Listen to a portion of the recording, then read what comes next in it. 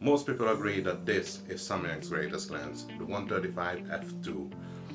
The only thing it's missing is autofocus, but not anymore, because this is the new Samyang AF 135 f1.8 for the Sony mirrorless cameras, and I'm pretty sure that this is Samyang's latest and new greatest.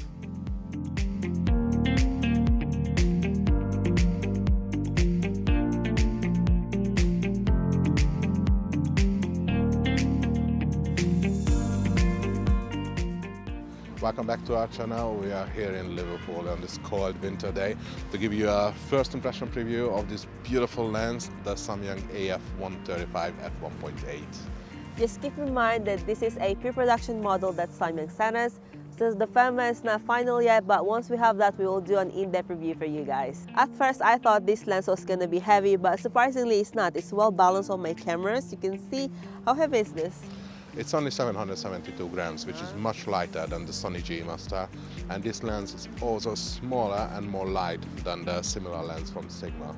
First impression, this lens looks beautiful, and even though it's made of plastic, it doesn't feel cheap. It has this professional feel on it because of its modern design, and I love that. First thing you'll notice is that the focus ring is big and it has a nice feel to it, and it's smooth whenever you turn. Also, you can change its functionality with Samyang's signature custom switch between focusing and aperture. This is the first Samyang lens to include a focus limiter switch between full, close range and long range, and this one has a focus hold button as well. And good news for astrophotographers, just like the 134mm F1.8, this doubles as an infinity button, and it also has the LED light, which can be used for aligning the lens when you're putting it on the body. Another thing I like is that the lens hood is not bevel shaped, and it has on the front this nice rubberized texture, which helps you when you put the lens down, facing down, then it doesn't slip, so that's a good touch as well. As you can already see, this lens is aimed for professionals, so I can't wait to use this lens on today's portrait session. Right now I'm here with Holly and she's gonna help me test out this lens in portrait, so let's go!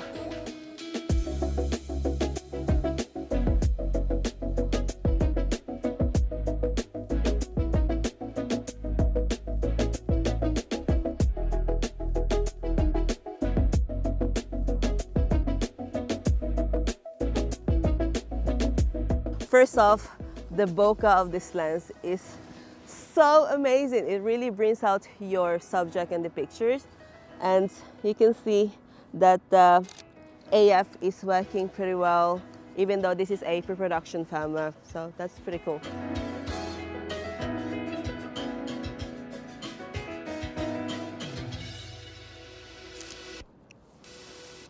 The thing I like about Samyang lenses is its color rendition, and the colors are so beautiful, even though I'm shooting it raw, and the real color that I see with my eye comes out on the picture.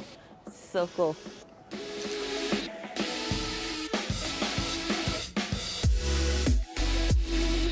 So the minimum focusing distance of this lens is 0.69 meters, and you can really do a close-up shot of your subject, which fills up the entire frame, so I really like that one.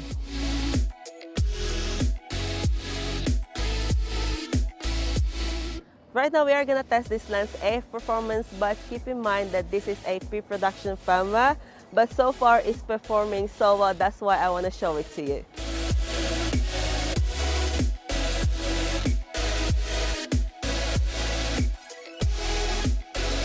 Okay, let's go.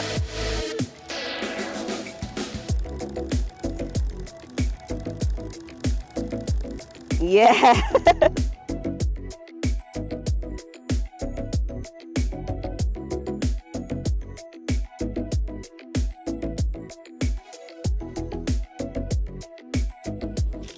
The bokeh balls of this lens is so smooth, and I don't see any sign of onion rings, so that's pretty nice.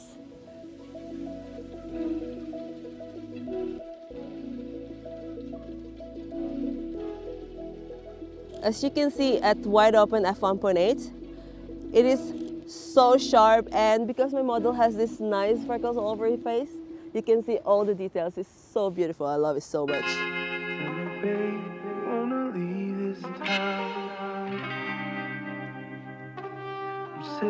Now the fourth session is over. Thank you so much, Holly, for this. Don't forget to follow her on her Instagram. What's your Instagram account? My Instagram is Holly_Caroline, big curly ginger hair in the picture. She's a professional model, so check out her Instagram account. We'll put it somewhere here. We are not done shooting with this lens because 135mm focal length is perfect for candid street photography. So let's go.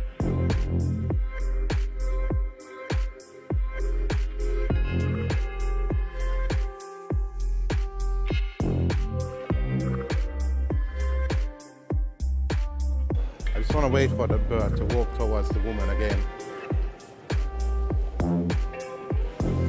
But it's walking towards us.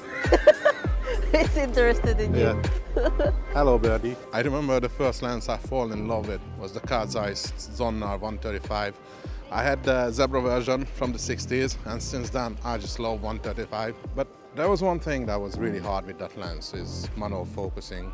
So I'm really happy that this one is an autofocus, and the autofocus works amazingly. Although it's only a pre-production firmware, I'm already very happy with it. It's very snappy and very fast. And also when it comes to manual focus, it's really easy to have a very precise, smooth focus with this big ring. Foolish and very big.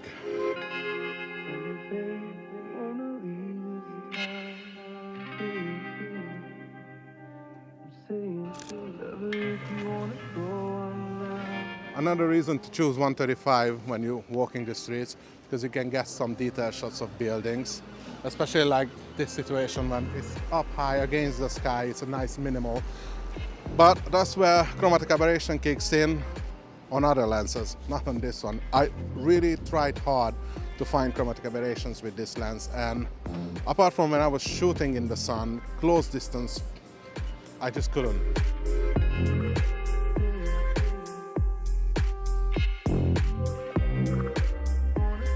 Another thing I wanted to show that I'm pretty amazed, and I'm sure that it's gonna stay in the final version, is focus breathing. Just have a look. Again, it's like, literally, it doesn't have any.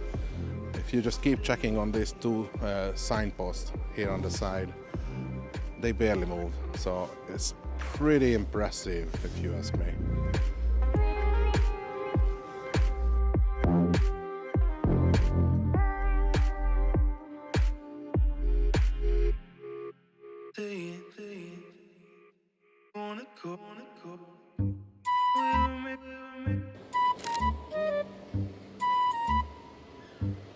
Nothing. Nope. Nada. Nothing. No axial, no lateral, no fringing, nothing. Oh my God, I just want to go home. So this is our first quick preview of Samyang AF 135mm F1.8, and as you can see, it's already an amazing lens, and I can see myself using this a lot in the future. What do you think? Yeah, it's a great lens. Actually, I love 135, so it already got me there. You have 3, no? No, 4. Oh, 4. With this. Yeah, we wanted to test this lens for astrophotography as well, but unfortunately, UK skies, we didn't have any clear night sky since we got the lens, so we couldn't do it. But don't worry, in our in-depth review later, we will do this. So make sure you subscribe so you don't miss this one. That one. Astrophotographers are always haunted with overcast, cloudy skies. So by subscribing to this channel, you will help one astrophotographer like little Peter to have one clear night sky. Have a heart. Do the right thing. We're going to have, aren't we? Yeah.